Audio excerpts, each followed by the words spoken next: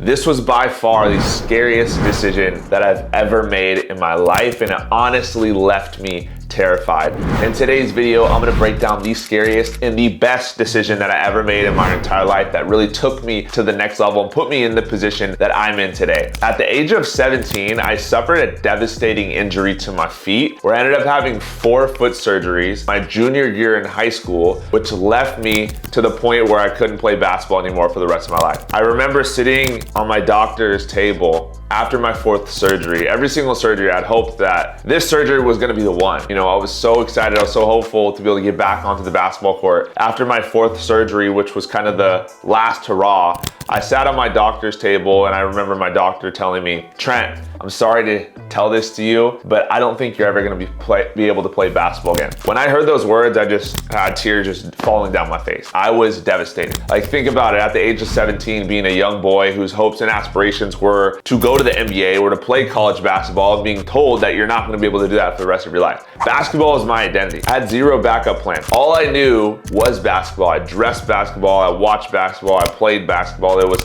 everything that I identified with. In that moment, that identity of being a basketball player, wanting to go to the NBA, wanting to play college hoops, was stripped away from me. And so I felt like in that moment that my dreams and my future was taken and I was in so much pain. The pain was terrible. You know, I never wanted another human being to physically experience what I had experienced in my feet. And so obviously, when you're a teenager, you feel like you're unstoppable and you feel like nothing's gonna break you, but this time I was broken and I didn't know what to do. One of the things that I had to resort to was I would remember walking around in public and seeing people in wheelchairs, seeing people walking on crutches, and I could, for the first time ever, empathize with them. I was like, man, like having pain like this sucks. And if you've ever had a serious injury, you know exactly what I'm talking about. That feeling, that limitation that you're not able to do what you desire to do in life. And it's horrible. And I developed this new level of empathy for people where I didn't want other people to experience the same thing I experienced of getting basketball taken away from me, having the pain in my feet, having multiple surgeries, not being able to run the way that I would like to. And so I actually decided to pursue a career in medicine to help others escape the pain the way that I did. I was like, well, if I can't play basketball,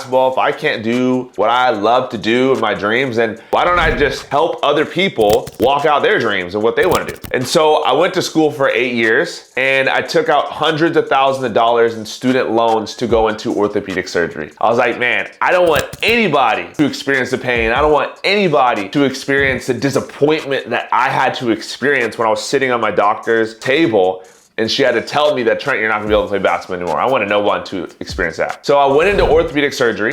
I went to the Keck School of Medicine at USC, shout out Trojans, and I always felt like there was something missing with what I was doing. I loved medicine, don't get me wrong. It was something I was extremely passionate about, but when I was practicing, I knew that there was something missing for what I was doing. And you see, most orthopedic problems that we experience in our society today, knee issues, foot issues, back issues, shoulder issues, a lot of these issues we experience are preventative and they're actually simply overuse issues. Most orthopedic conditions and orthopedic surgeries and procedures are because of overuse, not because of traumatic injury. So not because of you fell and you broke your knee, or you got in a car accident and you broke your wrist, right? These things are less common than the overuse injuries are. And so our obesity epidemic is a massive factor in those overuse issues. By obesity, that's going to lead to the back issues, the knee issues, a lot of foot issues. There's so many orthopedic issues that can come from being overweight, which most individuals in our world are. 40% of the population in the US is obese, 40%, which leads to a lot of other issues that can compound. I personally knew I could do more. I didn't like the fact that I couldn't do anything when someone came into my office and they're 30, 40, 50 pounds overweight, struggling with knee pain on the verge of a knee replacement. I'm there having to give them a knee replacement and help them with that, versus treating an issue before it even occurs by helping someone get rid of the excess weight, which is going to prevent the knee issue from occurring later on down the road. You feel me? So what I started to do is I started to share my fitness journey. I started to share what worked for me on social media. And I became obsessed with the other side of medicine,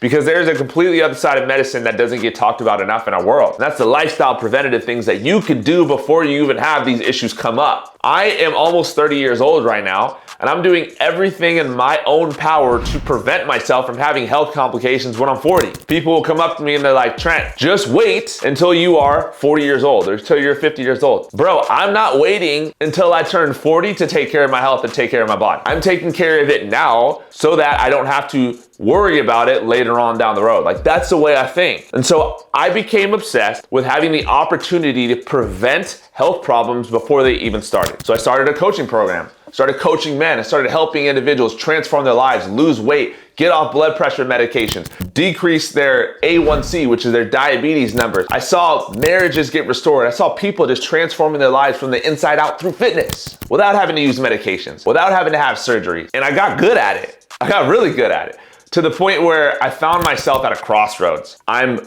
working a full-time career in orthopedic surgery, 12 hours a day sometimes. I would work a 12-hour shift and I would go and coach my clients. I had 40 clients at the time and I was working a full-time job in orthopedic surgery. Came to a crossroads. What was I gonna do? Was I gonna go all in on my dreams of building my own brand and pursuing this coaching program, which is Ransom Bodies, which I'm absolutely loving? Or was I going to stay in the career that I chose for the last 8 years and spent over $250,000 in student loans on? Blood, sweat, and tears. I prayed, I asked God, I was like, God, what do I do? Do I go all in on my business, on my dreams? I spent 8 years going to school, spent $250,000, spent blood, sweat, and tears on this. Like, am I just gonna give this up? And I heard this analogy a few weeks ago, and it really resonated with me. When you're swinging in a jungle like Tarzan, let's say for example, when you swing from vines, in order to continue to move forward, when you grab another vine with your left hand and you're holding on to the current vine you're on right now with your right hand, if you never let go the one in your right hand, you're not gonna move forward. The only way to move forward when you're swinging on a vine is to let go of the vine behind you. So many of us are stuck in life right now because we are afraid to let go of this vine right here to move forward. So for a lot of us, our dreams, our passions, our mission in life is not necessarily in adding things onto our life, but it's letting go to things that happened in our past. And so I made one of the scariest decisions I've ever made in my life. I was only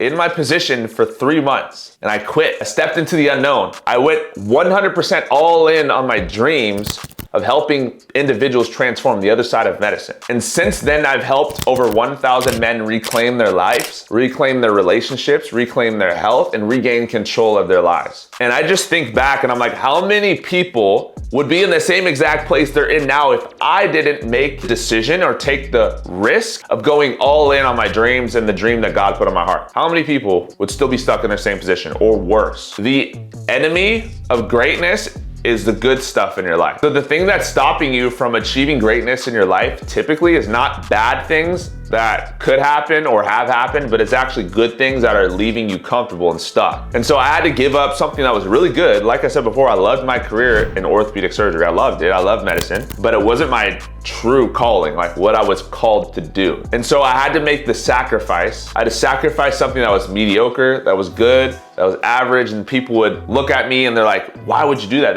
That's crazy. If you want to be like the 99%, then you have to do what the 99% do. If you want to be what the 1% do, you have to take 1% type risks and you have to take 1% type moves. This conversation is not for everybody. This conversation is for those who are pursuing greatness, who have a great call in their life. So if you have a great call on your life, what you have to do is you have to evaluate what are the good things in my life that are stopping me or preventing me from chasing and pursuing greatness.